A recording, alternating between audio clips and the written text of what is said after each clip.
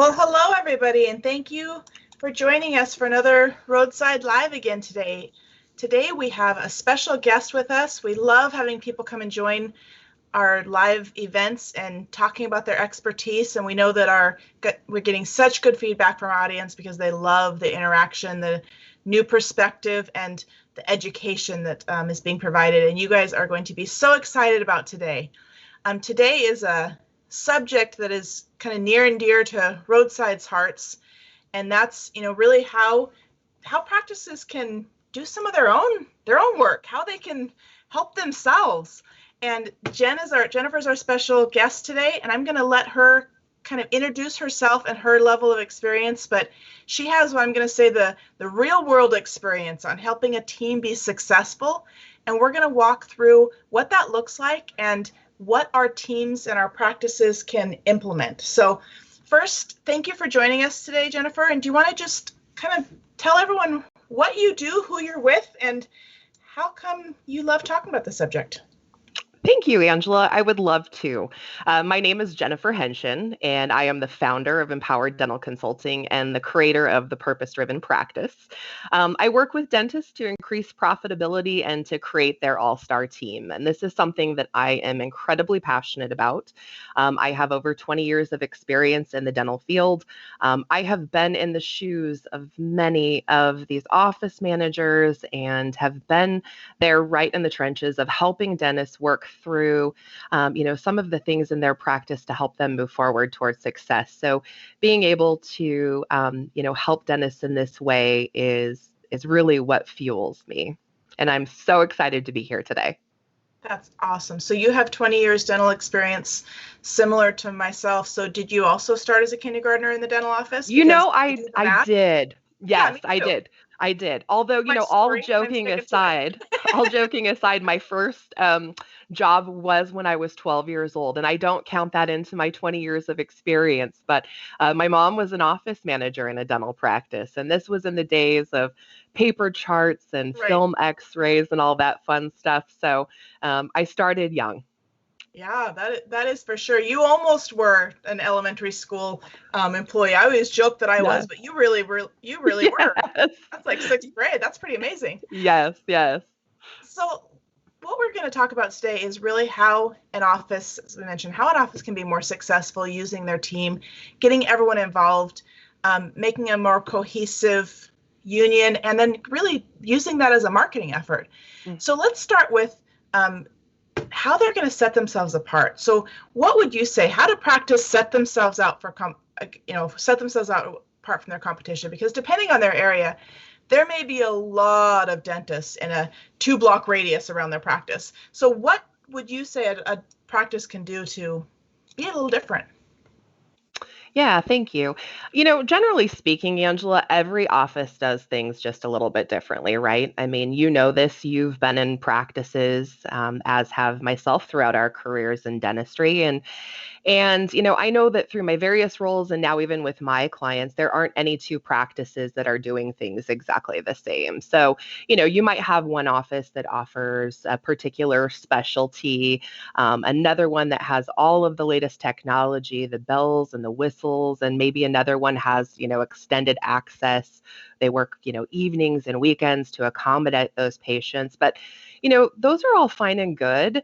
Any combination of those, however, can be adopted by Dr. Guy down the street. Just like you mentioned, there are a lot of practices sometimes in a very small radius. And so I've actually discovered that there are two things that not only set practices apart from their competition, but that can actually eliminate their competition. And at times I get stares like, is she serious right now? But it's true. So I'm just curious if there are any guesses right now what they might be. And if you have any, go ahead and drop them in the chat. We'd be real curious to hear what you have to say. So I'd love to see what the guesses are. Right? Yeah. So go ahead and just take a second to throw in what you think that these two things might be that would actually eliminate your competition. All right. So I'll go ahead and move on. Are you guys ready for this? We are. I can't wait to hear it. Okay, fantastic. So there are actually two things, and that is your purpose and your team. Plain and simple, purpose and team. So let's talk about this for a second. Sometimes when I say purpose, it sounds a little bit fluffy and it's met with either an eye roll or a blank gaze from a doctor who thinks that this is just an exercise in futility, right? Right. And something that's done by large corporations. I'm not Starbucks. I'm not Harley Davidson, but you know what? It's just not true. You know, um, it is so important to really identify, who it is and how you serve. And so I'm a huge advocate of actually becoming intentional about the operations of your practice. And this means, having a plan, having it in place and knowing the steps that you need to take to get to where you want to be. So think about this for just a second. We make plans for so many things in our lives, right? Big things like what we want to do after college or what we want in a spouse or how we're going to raise our children. And then there's the simple things like what I want to get out of my next vacation or even where I want to go or what I'm going to have for dinner tonight. Let's just keep it real simple, right? And we know that, what's the saying? Like, fail to plan and plan to fail, right? Mhm. And so what I have found is that as business owners, so many dentists don't have a plan for their practice beyond what's right in front of them. And I'm sure you've seen this, right, Angela? And Absolutely. and it's understandable. They don't teach dentists how to run a business in dental school. Right. We don't think about the fact that we have to have a plan. We go in. Typically, we're either inheriting a staff if we're buying a practice, or if it's a startup, you're hiring a staff. And now you just have to see patients. That's it. But it's just not that simple. And so having processes and systems in place that help you become proactive about your problem solving and what you're doing to run your business versus being reactive and where you're putting out fires all day, this is what becomes really important because this is stressful and it becomes really tiresome for practices. So, when I say purpose, think about it as defining your why. And if you have not read Start with Why by Simon Sinek, I highly recommend it. It's a great place to start. And so I look at purpose as an amalgamation of your core values, your mission, and your vision for the practice. So let's just talk about core values for a second. Let's just say that knowledge is one of your core values. What that might look like in your practice, maybe you have all of the latest technology, anything that you can use to improve upon that patient experience. Maybe you provide continual learning and development opportunities for your staff. Or your hiring practices might target individuals with additional professional certifications or even specialized trainings. And, you might even pride yourself in patient education. So having, you know, clearly defined core values really helps you in that process of not only who you're going to speak to it from a patient perspective, but also from a team member perspective. So then we have your mission, and that's all about, who do you serve and Mhm. why do you serve them? So oftentimes, again, it's just kind of we show up and we just think we'll take any patient in the door. And sometimes that can cause a problem in terms of retention. Yeah. And so finally is the vision piece. And this is actually really exciting to me because it's where you can really define and be creative and dream up what it is that you want for your practice and what you want to be known for. What's the patient experience going to be like? What is the employee experience going to be like in your practice? Yeah. And we just oftentimes don't take the time to do that. I'd be curious, have you ever been in a practice where this has been a main focus? You know, I've been in lots of practices where it needed to become a main focus.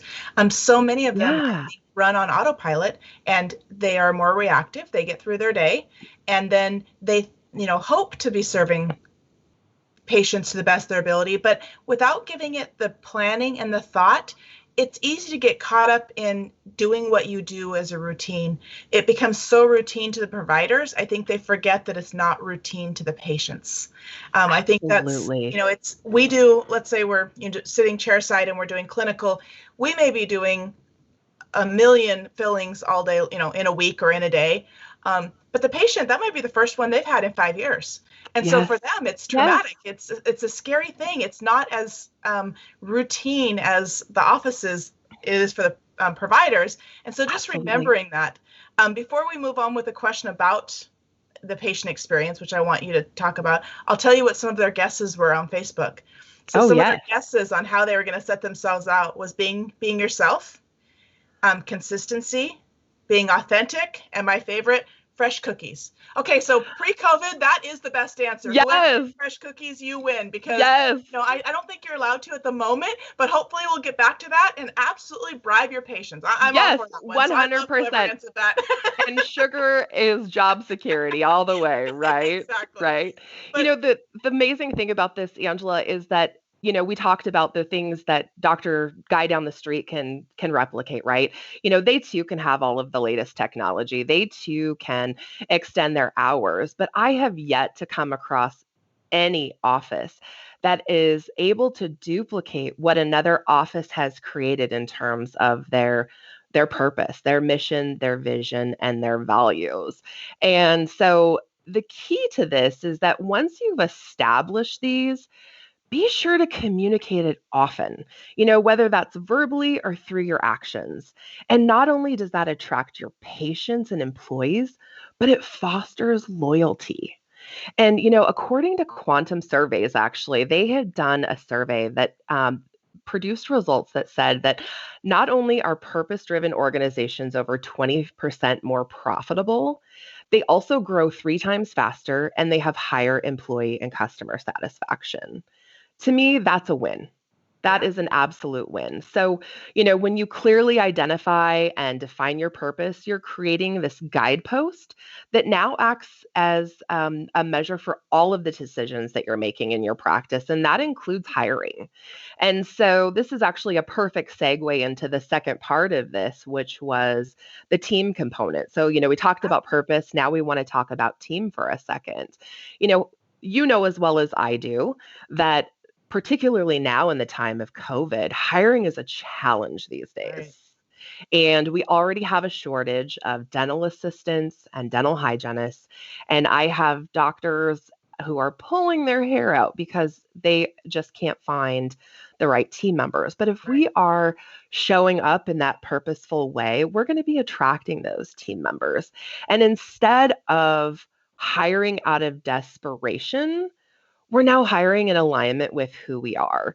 And, when we hire out of desperation, it leads to problems. There's lack of engagement, lack of accountability, and ultimately can lead to that employee leaving. And so when you have a systematic hiring process in place and you incorporate ways to determine if the candidates are in alignment with your purpose or not, that employee becomes more productive and they stay with you. And let's Right. face it, recruiting is costly. And So exhausting. it's exhausting. It is Stressful. Yeah. exhausting. So we want to retain every one of our incredible team members. Yeah. And the truth is, you guys, that employees, they want to be a part of something bigger than themselves. They really do. I was recently reading an article through Harvard Business Review that stated that 9 out of 10 people are willing to take less money and do more if they can do more meaningful work. Think about that for a second.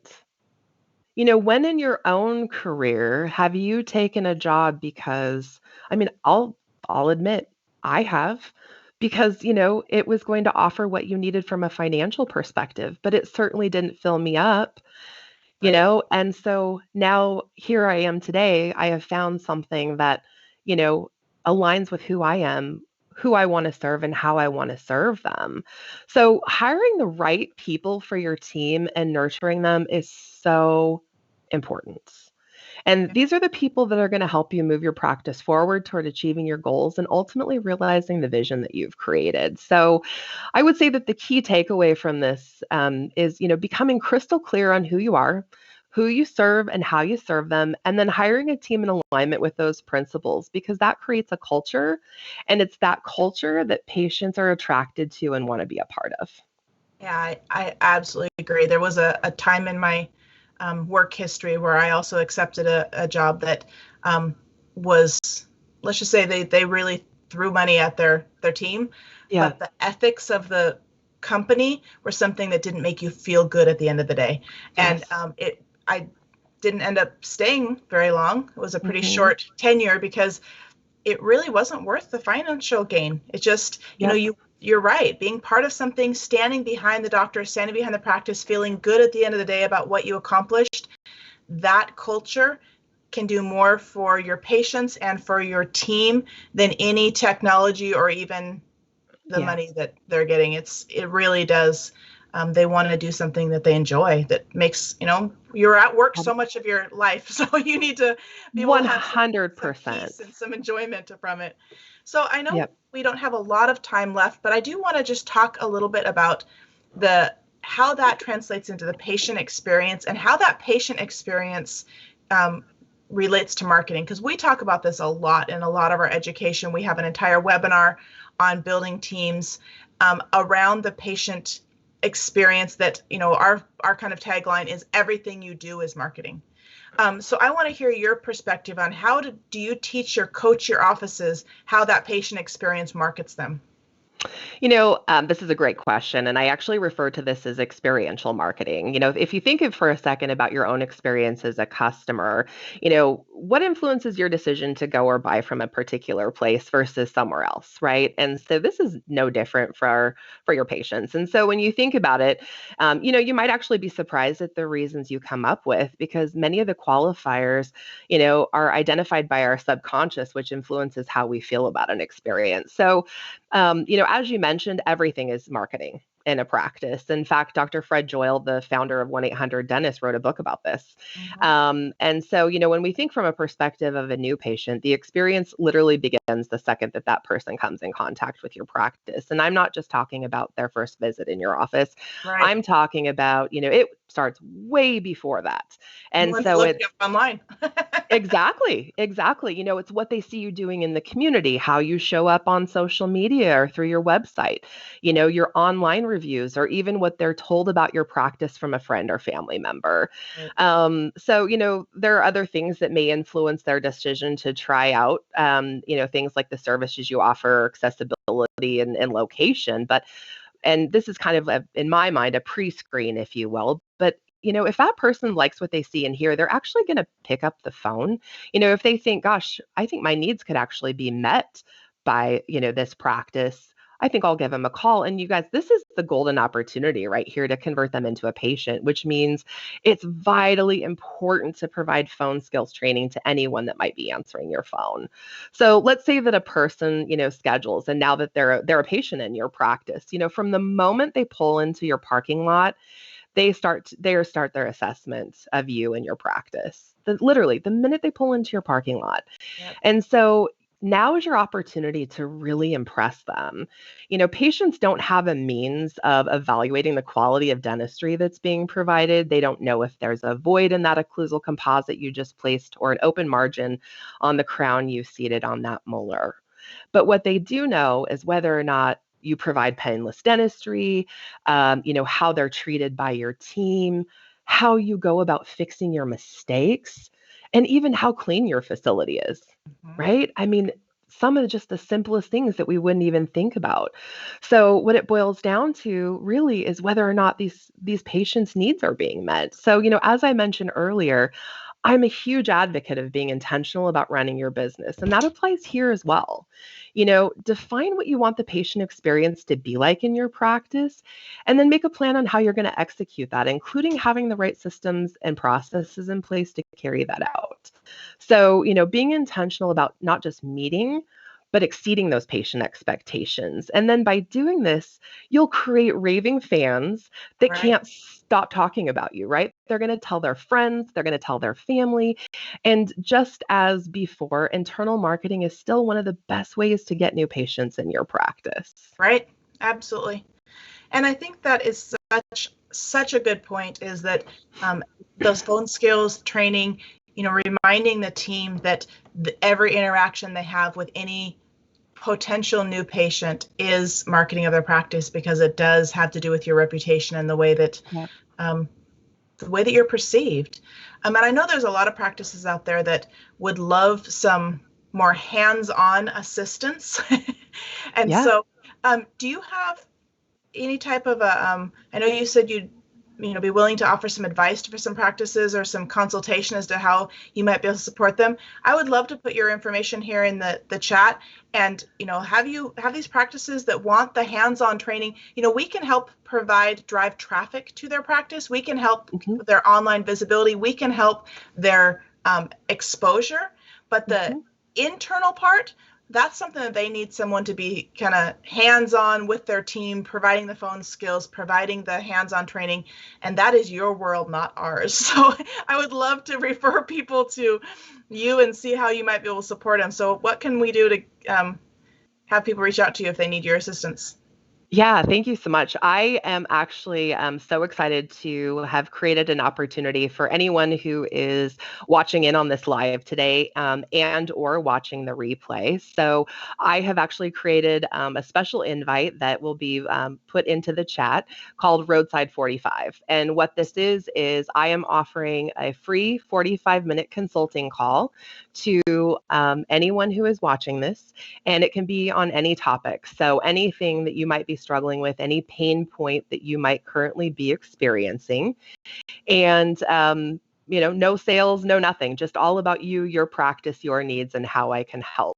So that link will expire next Friday. But the good news is that you will have, you can schedule that through the next 30 days. So the link will go away next Friday, but there will be a 30-day window in order to actually take advantage of that offer.